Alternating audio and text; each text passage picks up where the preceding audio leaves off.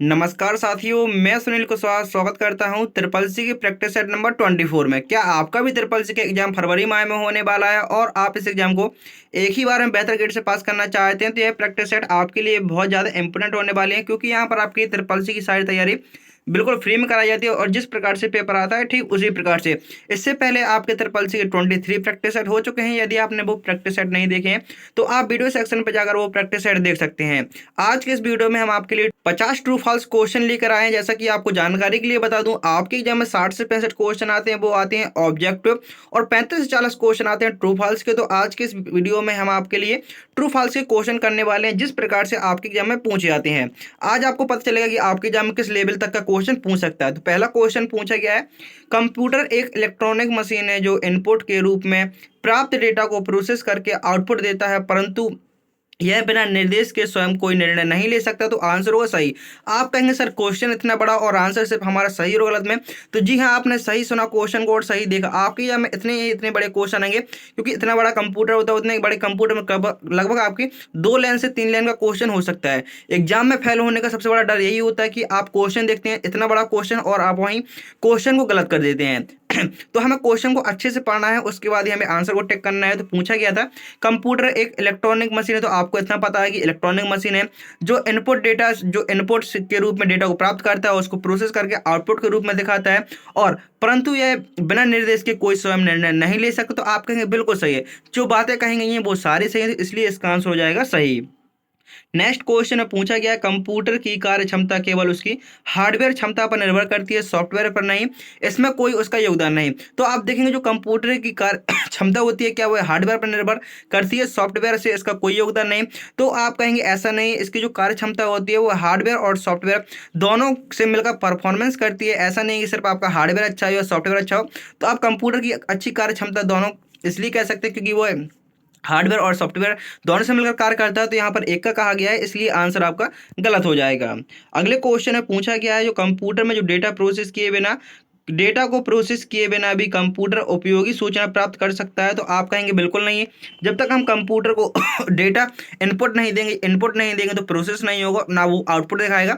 तो यहीं पर कहा गया है जो डेटा को प्रोसेस किए बिना, जब तक आपका डेटा प्रोसेस नहीं होगा और आप उसको इन्फॉर्मेशन, जो सूचनाएं होती हैं उनको इन्फॉर्मेशन कहते हैं, तो सूचना में बदल सकता है। तो आपका आंसर होगा बिल्कुल गलत। बिना प्रोसेसिंग के डेटा सूचना में नहीं बन सकता, इसलिए इसका आंसर होगा गलत। देखते हैं आज आप 50 क्वेश्चन में से कितने क्वेश्चनों के आंसर सही कर पाते हैं। तो वीडियो के अंत में जरूर बताना है कि टोटल आपने 50 क्वेश्चनों में से कितने क्वेश्चनों के आंसर सही दिए हैं।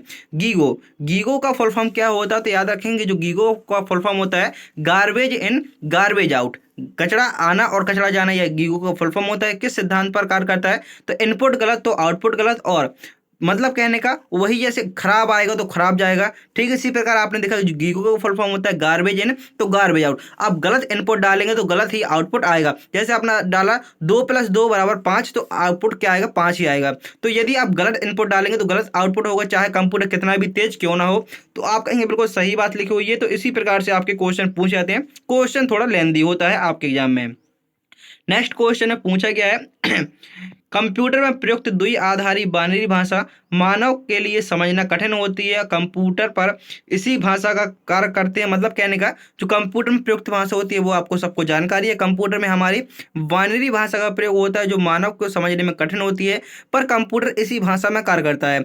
आप कंप्यूटर से कुछ भी कार्य कहते हैं करने के लिए, आप कुछ भी इनपुट देते हैं, वो सबको 0 और 1 बाइनरी भाषा में बदल लेता है, और अपन को समझने के लिए फिर अपन को हाई लेवल लैंग्वेज में कन्वर्ट करके दे देता है। तो कंप्यूटर सिर्फ मशीन भाषा समझता है जो मानव इंसान को समझने में कठिन होती है।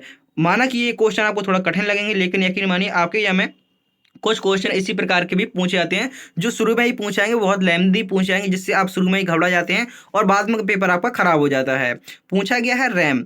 रैम का फुल फॉर्म आपको पता है कि रैम का फुल फॉर्म होता है रैंडम एक्सेस मेमोरी। रैम वह मेमोरी है जिसमें डेटा संग्रहित होता है, लेकिन बिजली जाने के बाद आपका डेटा नष्ट हो जाता है, इसलिए इसे अस्थायी मेमोरी कहा जाता है। मतलब कहने का ये क्वेश्चन वही है, लैंग्वेज वही है, बस लैंग्वेज में थोड़ा उसके 1-2 पॉइंट बढ़ा दिए गए हैं। तो आपको क्वेश्चन को अच्छे से पढ़ना है। यकीन मानिए आप अपने क्वेश्चन को सही लगा पाएंगे। आपको पता है जो रैम होती है वह हमारी अस्थायी मेमोरी होती है, और लाइट जाने के बाद डेटा नष्ट हो जाता है। तो आपको बिल्कुल सोचे समझे बिना सीधे लगा देना है, आपका आंसर सही होगा। यदि पॉइंट सही है तो सही ही उसका आंसर होगा। नेक्स्ट क्वेश्चन में पूछा गया है रोम। रोम में संग्रहित डेटा को कभी भी बदला नहीं जा सकता, इसलिए इसे केवल रीड ओनली कहा जाता है। जो रोम में डेटा संग्रहित होता है, क्या इसको कभी भी बदला नहीं जा सकता, इसलिए इसे रीड ओनली कहते हैं। तो आप कहेंगे नहीं, जो आपका रोम होता है, रोम में डेटा नहीं बदला जा सकता, लेकिन जो ईपी रोम और डबल ईपी रोम होता है, इसमें डेटा को बदलना संभव होता है, तो इसलिए इसका आंसर होगा गलत। यदि यहाँ पर डबल ईपी रोम लिखा होता तो उसको आप कभी भी बदल सकते हैं। नेक्स्ट क्वेश्चन में पूछा गया है, कैश मेमोरी का मुख्य उद्देश्य सीपीयू और रैम के बीच डेटा ट्रांसफर की गति को बढ़ाना। जो हमारी कैश मेमोरी होती है, सबसे पहले याद रखें ये कहाँ होती है, तो ये हमारे सीपीयू और रैम सीपीयू और रैम के बीच डेटा ट्रांसफर की गति को बढ़ाने के लिए होता है, और जो कैश मेमोरी होती है वो अस्थायी मेमोरी होती है, इसलिए इसका आंसर होगा सही। नेक्स्ट क्वेश्चन में पूछा गया है, रजिस्टर कैश और रैम, जो रजिस्टर होता है, कैश और रैम, इन तीनों में सबसे तेज मेमोरी रैम होती है। तो आप कहेंगे नहीं, जो सबसे तेज मेमोरी होती है वो होती है हमारी रजिस्टर मेमोरी, ना कि रैम। जो सबसे तेज होती है वो रजिस्टर होती है, रजिस्टर से छोटी होती है वो होती है कैश मेमोरी। तो आपका आंसर होगा यहाँ पर गलत। अगले क्वेश्चन में पूछा गया है, वर्चुअल मेमोरी हार्ड डिस्क का प्रयोग करके रैम की कमी को पूरा करने की तकनीक है। तो बिल्कुल सही है। सीधा सीधा क्वेश्चन पूछा जाता है, जो वर्चुअल मेमोरी होती है आखिर वो कहाँ स्थित होती है। जो वर्चुअल मेमोरी होती है वो हमारे हार्ड डिस्क में स्थित होती है, और रैम का फुल फॉर्म आप जानते हैं, ये किसके लिए प्रयोग होती है, तो रैम की कमी को पूरा करने के लिए वर्चुअल मेमोरी का प्रयोग होता है, जो हमारे हार्ड डिस्क में उपस्थित होती है। अगले क्वेश्चन में पूछा गया है, ऑपरेटिंग सिस्टम हार्डवेयर संसाधनों का प्रबंधन करता है तथा यूजर और मशीन के बीच सेतु का कार्य करता है। तो बिल्कुल सही है। जो ऑपरेटिंग सिस्टम होता है वो यूजर और हार्डवेयर के बीच इंटरफेस का कार्य करता है। तो जो हार्डवेयर और यूजर के बीच इंटरफेस का कार्य करता है वो क्या कहलाता है, वो हमारा ऑपरेटिंग सिस्टम कहलाता है, इसलिए इसका आंसर होगा ट्रू। अगले क्वेश्चन में पूछा गया है, बिना ऑपरेटिंग सिस्टम के कंप्यूटर सीमित कार्य ही कर सकता है। तो आप कहेंगे बिल्कुल सही है। एक सीधे सीधे कहने का मतलब है, आप याद रखेंगे, बिना ऑपरेटिंग सिस्टम के कंप्यूटर एक हिसाब से बेकार होता है, कोई काम नहीं कर सकता, सिर्फ वो उतना ही काम कर सकता है जितना सीमित होगा, बहुत ही सीमित होता है उसके पास काम बिना ऑपरेटिंग सिस्टम के। यदि एक कंप्यूटर को आप चलाना चाहते हैं तो कम से कम उसमें एक ऑपरेटिंग सिस्टम की आवश्यकता होती है। यदि ऑपरेटिंग सिस्टम नहीं है तो वो कह सकते हैं एक हिसाब से कंप्यूटर बेकार माना जाता है। नेक्स्ट क्वेश्चन में पूछा गया है, मल्टीटास्किंग का अर्थ। मल्टीटास्किंग देखा आपने, मतलब एक साथ कई अधिक कार्य किए जा रहे हैं। तो मल्टीटास्किंग का अर्थ एक समय में एक से अधिक यूजर कंप्यूटर का प्रयोग कर सकते हैं। तो आप कहेंगे पहले तो गलत, आप कहेंगे सर क्यों गलत, क्योंकि यहाँ पर तो मल्टीटास्किंग लिखा हुआ है, लेकिन मल्टीटास्किंग का अर्थ होता है, टास्क से आपको पता चल रहा है कहीं ना कहीं एक से अधिक काम हो रहा है। यदि एक से अधिक कहता है, यहाँ पर एक से अधिक यूजर ना कहकर एक से अधिक कार्य करने के लिए मल्टीटास्किंग का प्रयोग होता है, तो आपका आंसर वहां पर सही हो जाता है। लेकिन यहाँ पर कहा गया है मल्टीटास्किंग का अर्थ एक से अधिक यूजर नहीं, जो मल्टी यूजर होता है, मल्टी यूजर मतलब एक से अधिक यूजर, और मल्टीटास्क मतलब एक से अधिक कार्य। तो आपको जैसे मैंने कहा कि क्वेश्चन को अच्छे से पढ़ना है, मल्टीटास्किंग और मल्टी यूजर में आपको अंतर समझ में आ गया होगा। नेक्स्ट क्वेश्चन में पूछा गया है, रियल टाइम ऑपरेटिंग सिस्टम का प्रयोग उन प्रणालियों में होता है जहां समय सीमा अत्यंत महत्वपूर्ण होती है। जो रियल टाइम ऑपरेटिंग सिस्टम होता है इसका प्रयोग उन प्रणालियों में होता है जहां समय सीमा अत्यंत महत्वपूर्ण होती है। तो आप कहेंगे बिल्कुल सही है। नेक्स्ट क्वेश्चन में पूछा गया है, जीयूआई का फुल फॉर्म क्या होता है, तो अच्छे से याद रखेंगे, जो जीयूआई होता है उसका फुल फॉर्म होता है ग्राफिकल यूजर इंटरफेस। अगले पॉइंट में आप देखेंगे जीयूआई के बिना ऑपरेटिंग सिस्टम का अस्तित्व संभव नहीं है। तो आप कहेंगे गलत, डीओएस है वो आपका बिना जीयूआई के ही चलता है। Next question, keyboard mouse scanner input device हैं क्योंकि ये कंप्यूटर को डेटा प्रदान करते हैं। तो याद रखेंगे, जो हमारे कीबोर्ड हो गया, माउस हो गया, स्कैनर, ये हमारी तीनों ही इनपुट डिवाइस है। यहाँ तक हमारा क्वेश्चन सही है। और इनका कार्य क्या होता है, तो आप कहेंगे इनका कार्य होता है कंप्यूटर को इनपुट देना। तो आप कहेंगे अगली लाइन भी सही है, ये कंप्यूटर को डेटा प्रदान करते हैं इनपुट के रूप में, तो वो हमारी इनपुट डिवाइस कहलाती हैं। तो आपका आंसर होगा बिल्कुल सही। नेक्स्ट क्वेश्चन में पूछा गया है, OCR और OMR दोनों का उपयोग छपे हुए टेक्स्ट को पहचानने के लिए किया जाता है। तो आप कहेंगे बिल्कुल नहीं, क्योंकि जो OMR होता है वो चिन्ह को पहचानता है, टेक्स्ट को नहीं। यहाँ पर आप अंतर समझेंगे, जो आपका OCR होता है, OCR का प्रयोग होता है जो आपका टेक्स्ट होता है, जैसे आपको कोई फोटो कॉपी है या कुछ एक कॉपी एक पेज है, आप उसके टेक्स्ट को डिजिटल रूप में कन्वर्ट करना चाहते हैं, आप स्कैन करेंगे, आप उसको डिजिटल रूप में कन्वर्ट कर सकते हैं बिना लिखे हुए गूगल लेंस के माध्यम से। मतलब कहने का कि आप उसको टेक्स्ट में कन्वर्ट कर सकते हैं, जो आपका हार्ड कॉपी है उसको टेक्स्ट में कन्वर्ट कर सकते हैं। जबकि जो OMR होता है, जैसे आपने ऑफलाइन पेपर देखे होंगे जिसमें आपके 4 गोले बनने होते हैं, तो उसमें आपकी OMR मशीन का प्रयोग होता है, जो कॉपी को डायरेक्ट 4 चेक करता है। तो चिन्ह को पहचानने के लिए OMR का प्रयोग होता है, जबकि टेस्ट के लिए किसका प्रयोग होता है, OCR का। यह दोनों एक ही नहीं है। तो आपको क्वेश्चन को मैं बार बार कह रहा हूँ, क्वेश्चन को अच्छे से पढ़ना है, उसका आंसर उसके बाद लगाना है।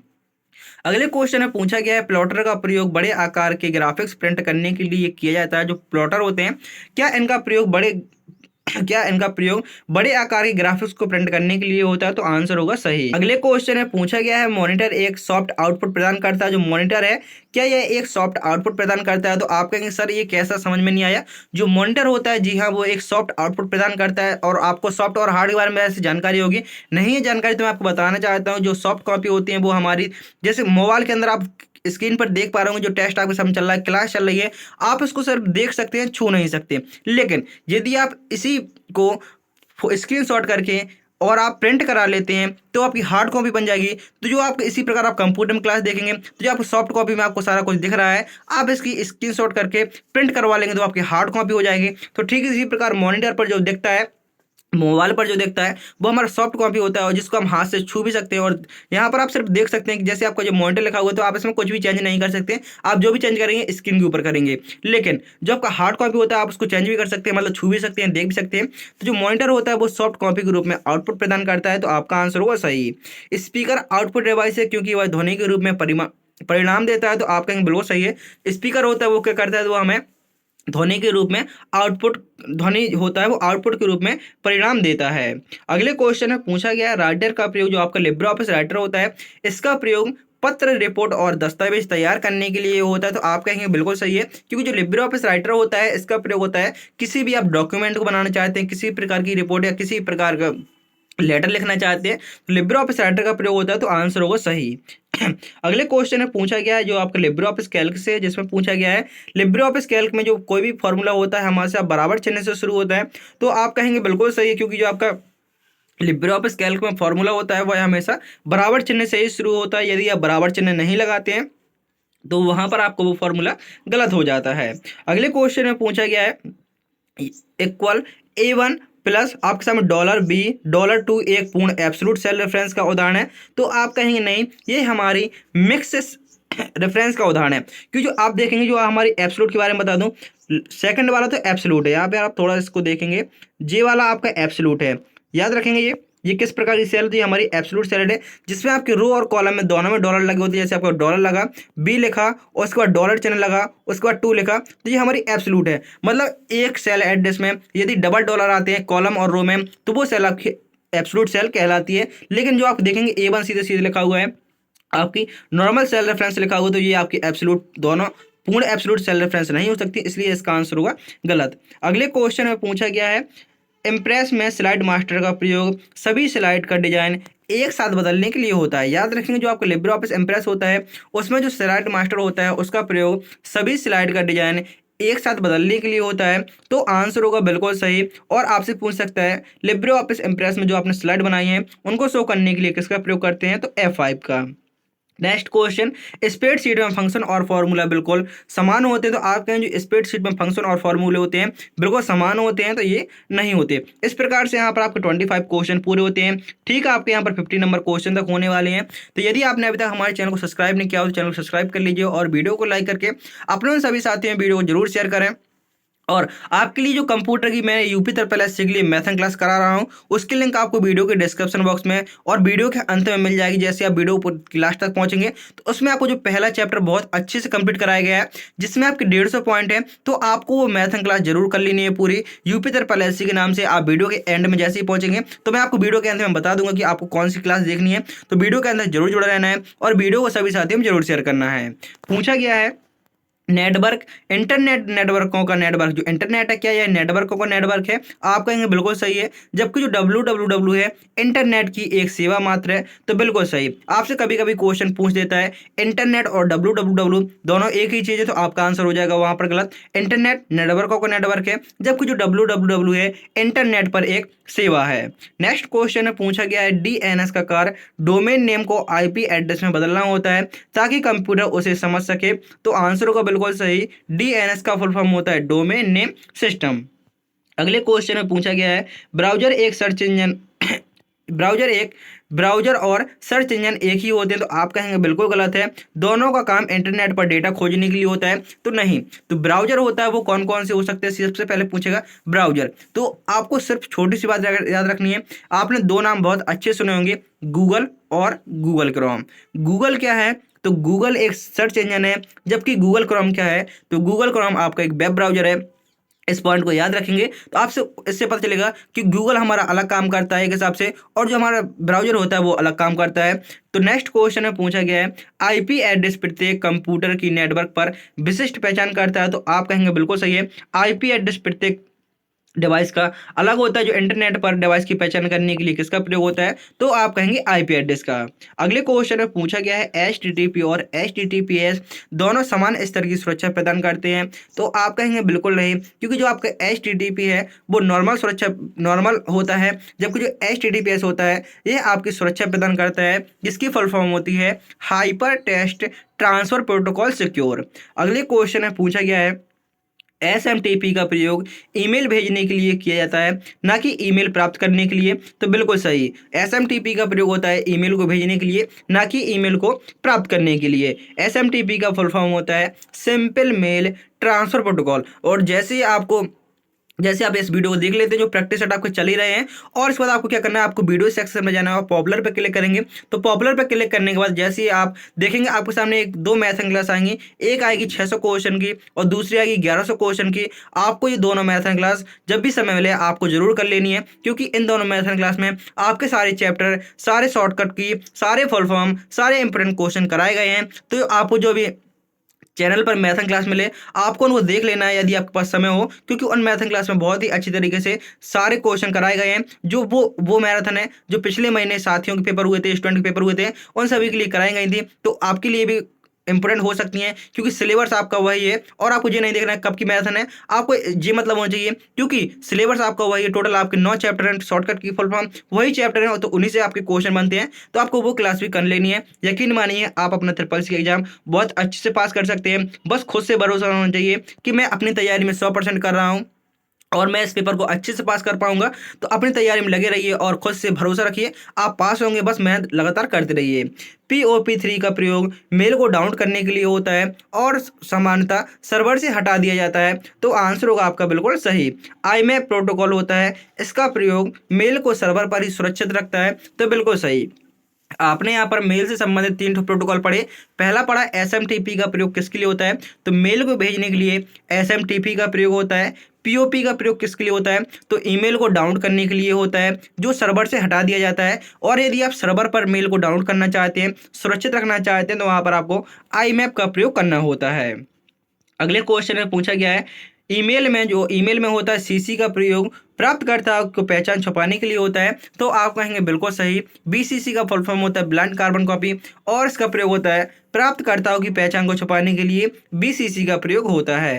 नेक्स्ट क्वेश्चन में पूछा गया है ईमेल अटैचमेंट के माध्यम से वायरस फैल सकता है। जो ईमेल अटैचमेंट है क्या इसके माध्यम से वायरस फैल सकता है, तो आप कहेंगे बिल्कुल सही।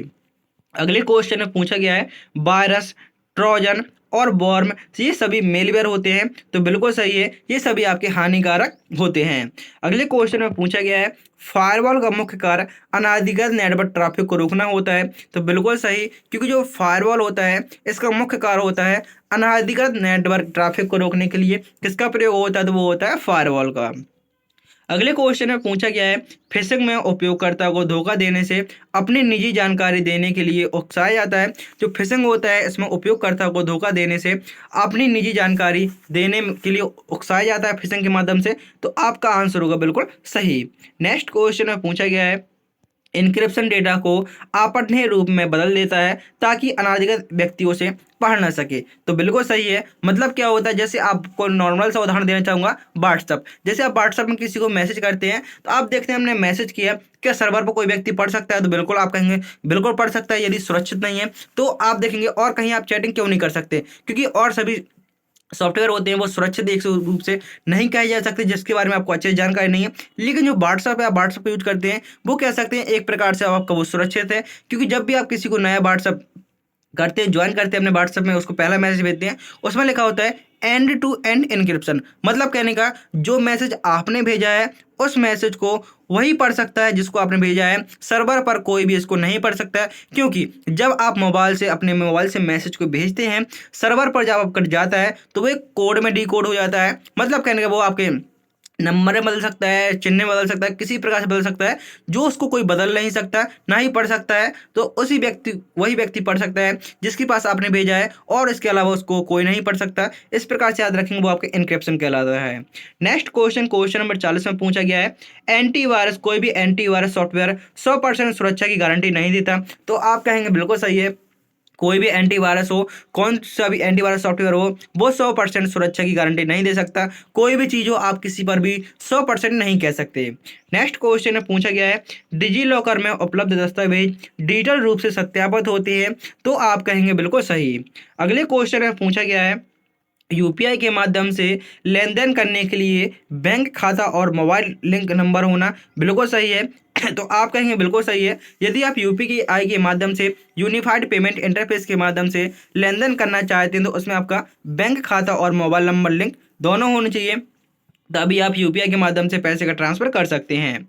अगले क्वेश्चन में पूछा गया है, एईपीएस। एईपीएस का फुल फॉर्म होता है आधार इनेबल्ड पेमेंट सिस्टम। याद रखेंगे, जो एईपीएस होता है उसका फुल फॉर्म होता है आधार इनेबल्ड पेमेंट सिस्टम। इस प्रणाली का प्रयोग आधार और बायोमेट्रिक प्रमाणीकरण पर आधारित है। तो बिल्कुल सही।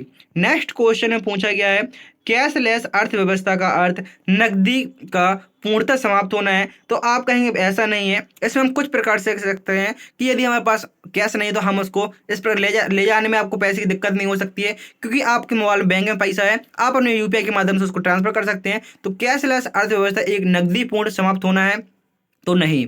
नेक्स्ट क्वेश्चन में पूछा कि आपको वहां पर जैसे पास कैश नहीं है, तो फिर भी आप अपने इंटरनेट बैंकिंग के माध्यम से आप उसका यूज कर सकते हैं। यूपीआई फोन पे के माध्यम से आपका, जैसे आप कैश का आपका वॉलेट कभी कभी घर में छूट जाता है, लेकिन आपका मोबाइल नहीं छूटता है, तो आप उसको पैसे ट्रांसफर कर सकते हैं direct bank to bank. Next question में पूछा गया है, डिजिटल भुगतान में साइबर धोखाधड़ी की संभावना रहती है। तो आप कहेंगे बिल्कुल सही है। जो आपका डिजिटल ऑनलाइन भुगतान होता है, उसमें आपका साइबर धोखाधड़ी की संभावना होती है। अगले क्वेश्चन में पूछा गया है, कंप्यूटर साक्षरता का अर्थ केवल कंप्यूटर चलाना ही नहीं, बल्कि उसका सुरक्षित और प्रभावी उपयोग करना है। तो आंसर होगा सही।